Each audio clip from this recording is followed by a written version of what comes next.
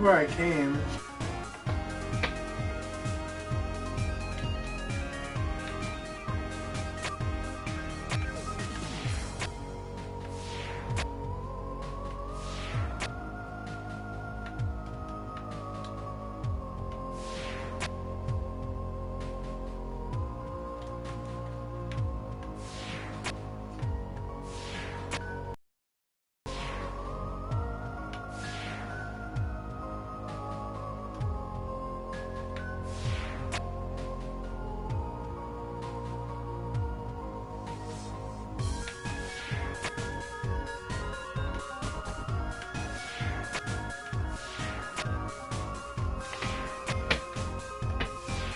I don't understand why this thing changes.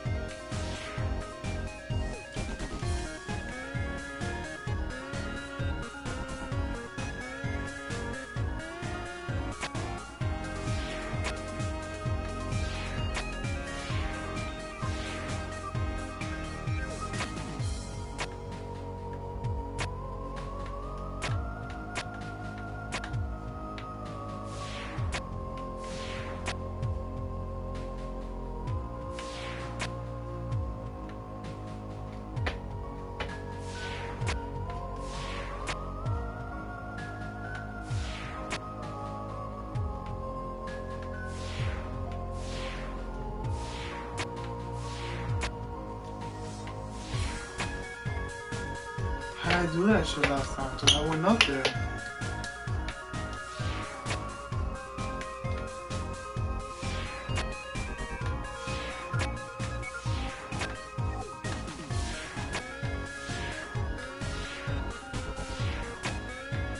Yo, I do not understand this shit right here.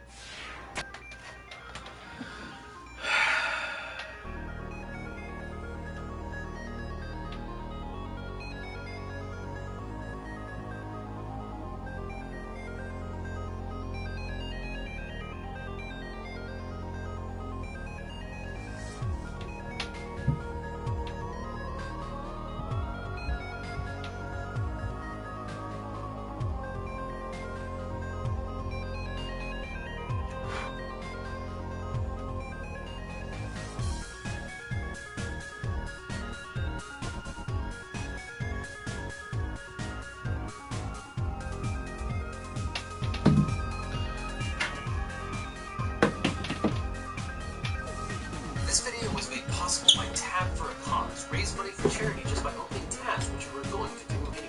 Link in the description. In the wake of the death of George Floyd, the whole country has erupted into protests and riots.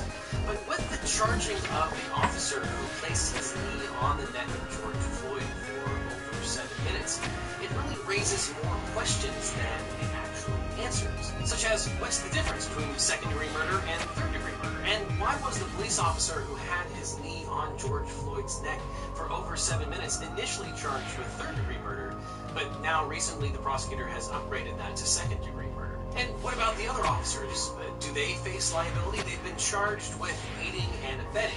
What is that? And what penalties can they potentially face as a result? And what would happen if a bystander stepped in to try and prevent this tragedy from happening? What legal repercussions would they face? Let's talk about it. Hey Legal Eagles, it's time to think like a lawyer, because there are a lot of legal questions surrounding what's going on with the officers who were involved in the death of George Floyd. Now, to recap, as you're probably aware, in Minneapolis, an officer named Derek Chauvin placed his knee on the neck of George Floyd in the process of apprehending Mr. Floyd, while other officers were nearby. Now, I'm not going to show the footage of this. I'm also going to refrain for the time being about opining over whether this act itself was justifiable police force, whether it was homicide. As of today, the autopsy reports are coming back, and we're getting more information about that. But I do want to talk about the actual charges that were levied against Officer Chauvin as part of this particular incident. This is going to be an ongoing series of videos. I'm going to try and get them out as quickly as possible to talk about these really important legal issues, including what happened in the George Floyd incident and all of the ensuing actions with protests, riots, looting, freedom of speech, whether you can deploy the military within the United States. Unfortunately, all of this is on the table. I never thought that would be the case, but here we are. So with that background, let's look at the different varieties of murder that could have been charged and were in fact charged in this particular case, and why the prosecutor might have initially charged murder in the third degree and now have upgraded that to murder in the second degree. As we've talked about a lot on this channel, the different varieties of murder relate to the intent associated with the particular action. Sometimes the same act can be a different crime or not a crime at all, depending on the mental state that someone has. And in criminal law, the state of mind is called the mens rea. In other words, the guilty mind. Did you have the requisite intent for something to be considered a crime? And in Minnesota, you start with the most heinous homicides that have the most specific intent requirements, and by the time you get to third-degree murder, it has less specific, more general intent requirements. It carries with it a lighter sentence. So let's look at the first statute, murder in the first degree, as defined by Minnesota Statute 609.185, which states that whoever does any of the following is guilty of murder in the first degree and shall be sentenced to imprisonment for life. Sub 1. Causes the death of a human being with premeditation and with intent to effect the death of the person or of another. Intent to effect the death of a person is exactly what it sounds like. You specifically intended by your actions you would bring about the death of another person. You intended that specific result. It's called specific intent. The premeditation is just slightly a little bit different than that. It requires some planning ahead of time. We tend to think of premeditation as lying in wait and just waiting for someone to come by, planning your murder, a sniper on a roof, and those certainly qualify as premeditation, and it certainly qualifies as murder in the first degree, but premeditation can come about in an instant. If you have that specific intent to not only hurt someone, but to cause their actual death, that is murder in the first degree, and under Minnesota law, you get life in prison. People have speculated that potentially this police officer might have interacted with Mr. Floyd prior to this incident. If that were the case, and this police officer premeditated and pre-planned a murder of George Floyd, well, then that could give rise to murder in the first degree, but that seems incredibly unlikely. You have to imagine that most police officers aren't walking around with an axe to grind, and they're just trying to do their jobs. I know it might be hard to give the benefit of the doubt, but I think in this case that probably applies. So let's assume that murder in the first degree is off the table. Even if it's true, it would probably be too hard to prove.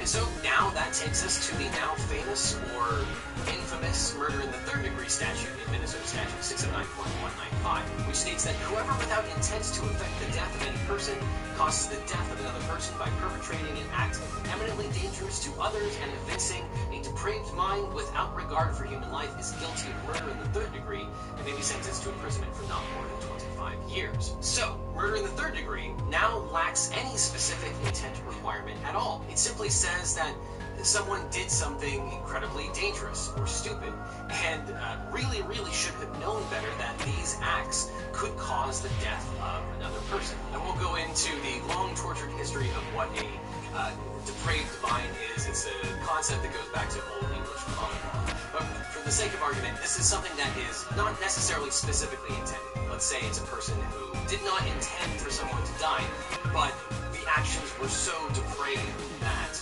it was very possible that someone could have died as a result.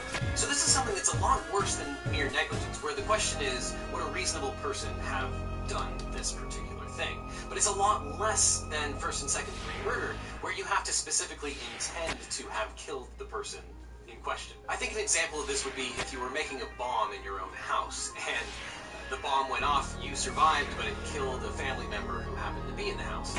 You'd probably be charged with third-degree murder because you probably didn't intend to kill a member of your family, but it's so reckless to have been building bombs in the first place that you should have known better. You didn't care about the sanctity of human life, and therefore you'll probably be guilty of third-degree murder as a result of it, even though you never specifically intended for anyone to be hurt or die. So that takes us to murder in the second degree, which you will not be surprised has a slightly less onerous intent requirement. If you look at Minnesota Statute 609.19, murder in the second degree, it says that whoever does either of the following is guilty of murder in the second degree and may be sentenced to imprisonment for not more than 40 years. Sub 1.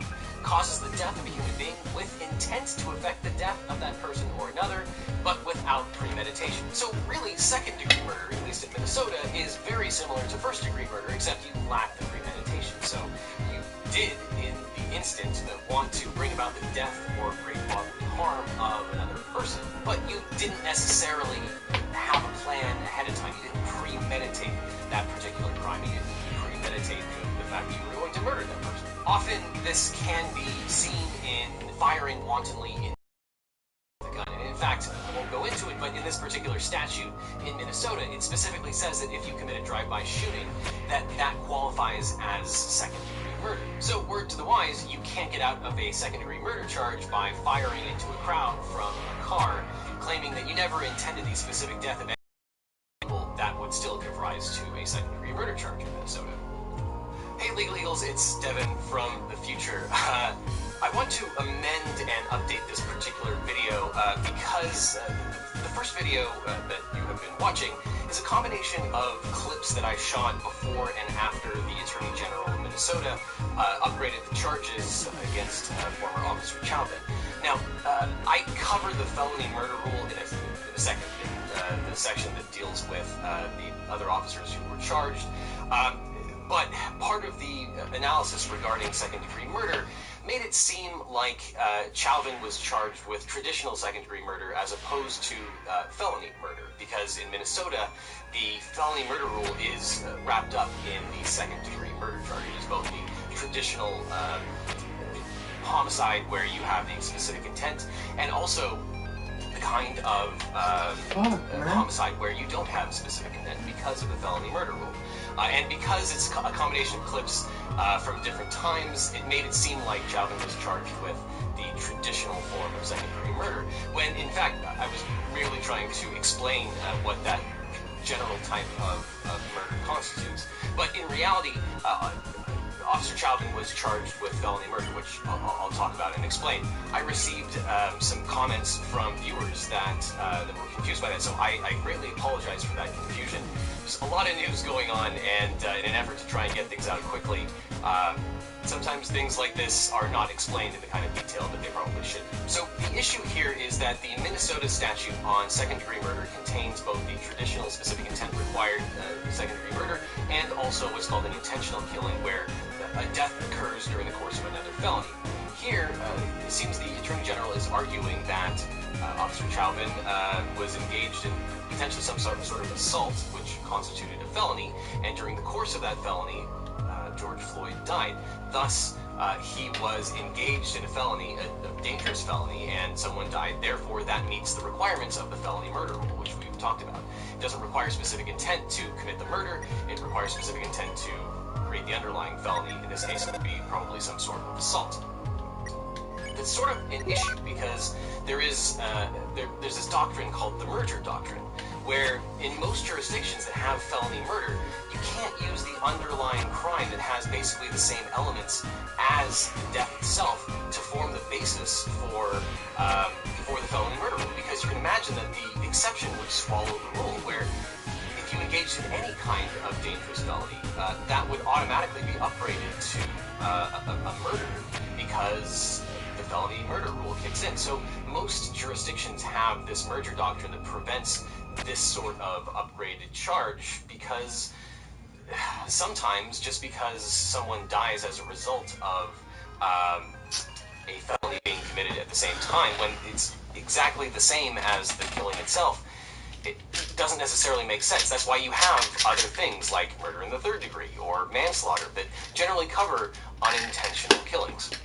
But Minnesota doesn't have this merger doctrine, which allows prosecutors to have the discretion to upgrade the charge for an unintentional killing up to the status of murder in the second degree. Now, whether that is a good thing or a bad thing is a policy decision that I'll leave up to you, especially under these circumstances. So I'm sorry I caused confusion with the first version of this video. I should have gone into more detail about the felony murder rule, and I'll try to do better in the future. Back to the original video. So now that you know the difference between first, second, and third degree murder, it's impossible to overlook the elephant in the room here, which is that when you have an officer involved in death, it's really, really hard to prove intent. It's hard to prove intent for any defendant, let alone a police officer. As we talked about, the burden of proof to convict someone of first or second degree murder is very, very high. Remember, we have a reasonable doubt standard here, so that's the highest burden in all of criminal law. And when you are saying that someone is guilty of first degree murder, you have to prove not only the specific intent that they intended to kill the person at issue, but also that they had planned it ahead of time. A prosecutor does have discretion to include what are called lesser included offenses. So if you decided to charge someone with murder in the first degree, you could also charge them at the same time with murder in the second degree and murder in the third degree. And then the jury then gets to choose which of those three particular offenses they get to ultimately decide on. Sometimes you might not charge the highest possible crime because it's going to be harder to convict with the jury. A phenomenon that you often see with juries is that if they refuse to convict on the highest charge, sometimes that bleeds over until they get to either very low lesser included charge or no charge at all. So there's an art for prosecutors to choosing the right charge to go with. And sometimes you only want that one charge so that you don't give the jury the flexibility to be able to choose from this whole menu of lesser included charges. And not only that, but when you make the premeditation and the specific intent requirement of some of the included charges, lack of intent then becomes relevant. The defense is allowed to bring in that evidence to say, this officer did not have this premeditation. This officer did not have this specific intent. You wouldn't want that to happen as a prosecutor because it can have repercussions in terms